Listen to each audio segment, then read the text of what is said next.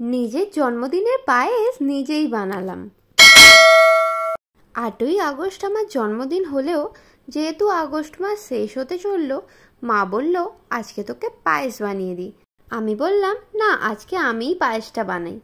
এদিকে জলটা হালকা গরম করে এলাচ এবং তেজপাতা দিয়ে চালটা দিয়ে দিয়েছি সিদ্ধ হতে।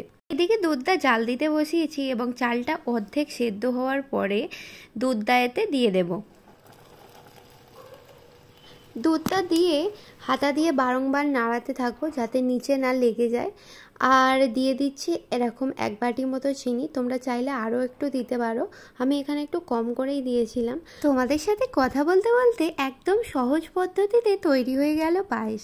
অবশ্যই জানিও কেমন লাগলো। এদিকে জন্মদিনের স্পেশাল অতিথি ছিল আমার মাম্মাম আর রিকু। আর মা করেছিল ভাত, আলু ভাজা, পটল ভাজা, উচ্ছে ভাজা, মাংস, চাটনি আর হচ্ছে পায়েস।